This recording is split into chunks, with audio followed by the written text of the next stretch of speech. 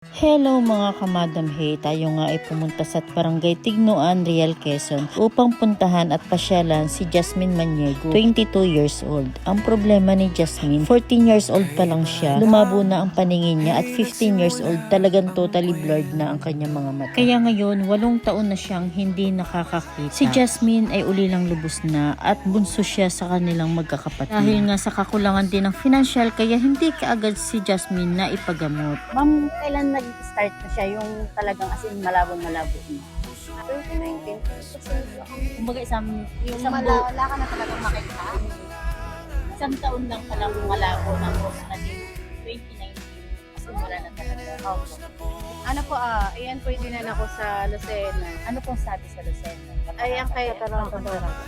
Ang kailangan po ay, wala pa po siyang PhilHealth. Dito ko lang po din nakuhanan, kasi hindi pa po kami nakakapagbalik sa Lucena.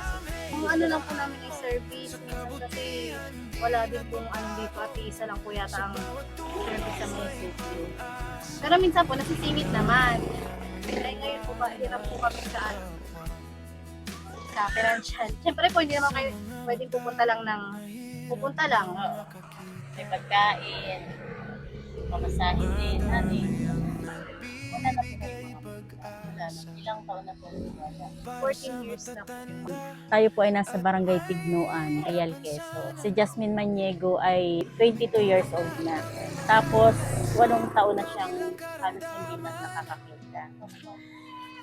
Dahil nga sa salat ang kanilang financial na pangangailangan, ayan nga, umabot ng 8 taon na yung mata niya ay ganito. 1 taon lang daw na blurred, tapos as in walang-wala na.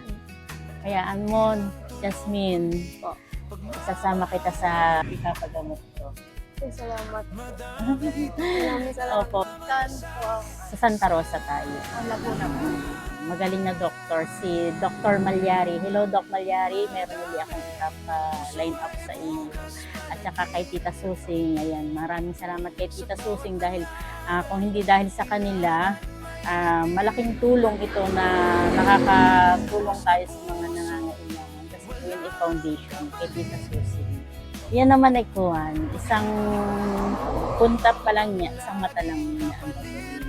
Hindi siya sabay. Hindi siya sabay na At gagawin. saka po sa Lucena din po, matagal din po kasi yung process. Hindi. Pagpunta namin doon, kahit ako na lang ang mag-aano sa kanya, mag-aakay. Pagpunta namin doon, opera kaagad. Hindi na kailangan babalik, hindi na kailangan ng check-up. Okay.